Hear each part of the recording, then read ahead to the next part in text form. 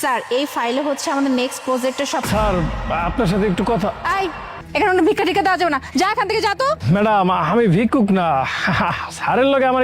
আরে আজব তো, কথা কি কোনো কানে যাচ্ছে না তোর? বলছি না এখানে কোনো ভিক্ষা দেওয়া হয় না, কোনো ভিক্ষা পাবি না, যা অন্য কোথাও গিয়ে টাকা চা, যা, আমাদের ডিস্টার্ব করিস না।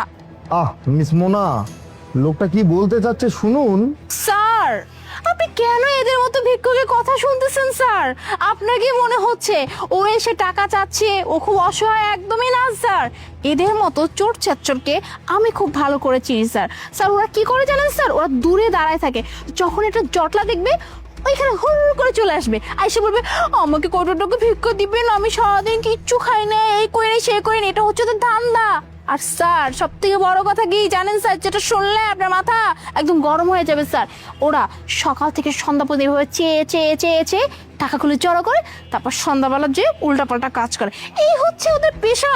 আর আপনি কিনা ওদের হয়ে কথা বলতে চান? দেখেন না স্যার, হ্যাঁ হাত পা সব ঠিক আছে, কাজ করতে পারে না তা তো করবে না, আসছে আমাকে কত টাকা ভিক্ষা দেন না, যে তুই হা করে কথা গেলছিস কেন? বলছি না একটা টাকা ভিক্ষা দিতে পারো না, যা এখান থেকে। ম্যাডাম আল্লাহর রাস্তে আমার কথাটা একটু কইতে দেন, আমি স্যারের লগে একটু কথা কইতাছি। আমি ভিক্ষুক না, আমি কইতাছি তো একটু শুনেন। আরে আজব তো, এই এখান থেকে যাবি নাকি সিকিউরিটি গার্ড দেখে তোকে ধাক্কা মেরে এখান থেকে বের করবো? কোনটা? তুরো ম্যাডাম এলাম তো স্যার, আপনার টাকা পড়ে গেছিল, ওই যখন গাড়ি থেকে বেরিতেছিলেন তখন টাকা পড়ে গেছিল।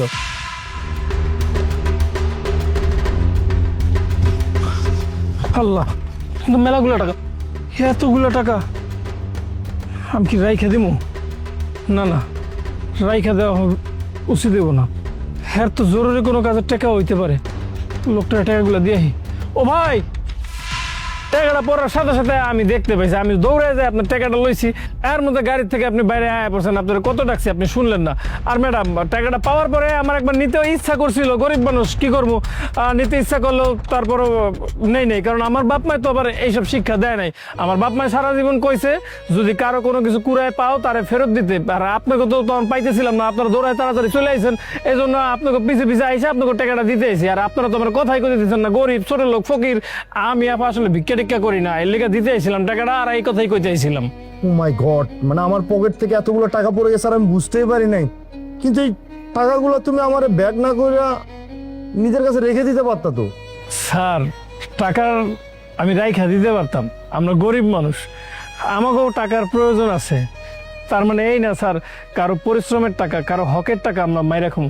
আমাকে বাপ মা এই শিক্ষা দেয় নাই, আমাকে বাপ মা আমাকে কষ্ট করে বড় করছে, কিন্তু আমাকে সৎ পথে চলা শিখাইছে।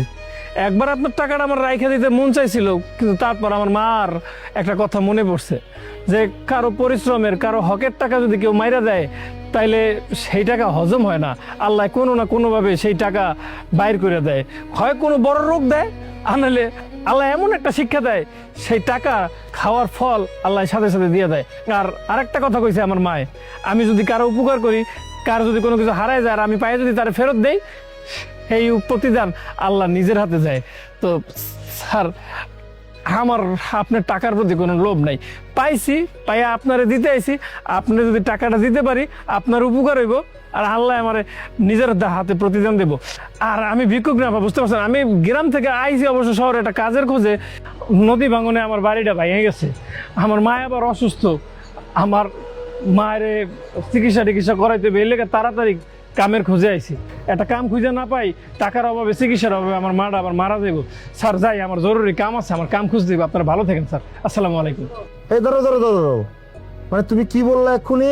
মানে শহরে আসছো কাজের খোঁজে, কাজ পাচ্ছ না। আচ্ছা তোমার লেখাপড়া কত দূর আর কি কি কাজ পারো তুমি? স্যার লেখাপড়া আমি বেশি দূর করি নাই, ওই 8 পাস করছি। আর কামের কথা কম স্যার, আপনি কাম আমার যা দিবেন আমি সব করে দেব, খালি আমার একটু দেখাই দিলে হইব স্যার। আচ্ছা তোমারে আমি বলি, তোমারে যদি আমার অফিসে কাজ দিই তুমি করতে পারবা? মানে তোমারে যদি আমার অফিসে দারোয়ানের চাকরি দিই তুমি ঠিকঠাক মতো করতে পারবা? তেমন কোনো কাজ নেই, তুমি গেটের ওখানে দাঁড়ায় থাকবা, কে ভেতরে গেল আর কে ভেতর থেকে আসলো এটা জাস্ট খেয়াল রাখবা, পারবা? কি কন পারুম, মানে 100 বার পারুম স্যার, আপনি খালি দিয়েই দেন না। কাজ দিব বলে তো এত কথা বলতেছি। মানে তোমার মতো একটা সৎ মানুষই আমার কোম্পানির দারোয়ানের জন্য খুব দরকার, এই জন্যই তোমাকে আমি বললাম। আচ্ছা একটা কাজ করো, তুমি গ্রামে যাও, গ্রামে যাওয়ার পরে তোমার যে ইট পাসের যে সার্টিফিকেটটা আছে না, এটা আনার পরে আমার ম্যানেজারের কাছে জমা দিবা, আর কালকে থেকে তুমি ডিউটিতে জয়েন দিবা, ঠিক আছে? আর আল্লাহ রে আল্লাহ, আপনি আমার কি উপকার করলেন! 20,000 টাকা আমার স্যালারি! ও আল্লাহ স্যার, আপনি না অনেক ভালো মানুষ, আপনি আমার অনেক বড় উপকার করলেন স্যার, আপনি অনেক ভালো মানুষ স্যার। আপনারে আমি যে কি বললে ধন্যবাদ দেবো আমি বুঝাইতে পারতেছি না স্যার, আপনার অসংখ্য ধন্যবাদ স্যার। আচ্ছা, কি বললা তোমার মা নাকি অসুস্থ? 1 মিনিট, এখানে 10,000 টাকা আছে, এটা মনে করো তোমার জন্য অ্যাডভান্স। ভাইয়া আই এম রিয়েলি সরি আমার ব্যবহারের জন্য। আমি আপনাকে ভিখারি ভেবে না জানি কত কত কথা শুনিয়ে ফেলছি, আপনাকে ছোট করছি, আমি আসলে বুঝতে পারিনি। আপনি যদি পারেন প্লিজ আমাকে ক্ষমা করে দিন। না না আফা, আমি কিছু মনে করিনি। তাছাড়া আপনি তো আপনার ভুল নিজেই বুঝতে পারছেন, যে নিজের ভুল বোঝে তারে আর আমার কর কি আছে, আমি কিছু মনে করি নাই আফা। হ্যাঁ ঠিক আছে, এখন গ্রামে যাবা, যে তোমার মায়ের চিকিৎসা করাবা, আর কালকে সময় মতো কিন্তু অফিসে চলে আসবা, ঠিক আছে? জি স্যার। আমু স্যার, আপনার অনেক ধন্যবাদ স্যার।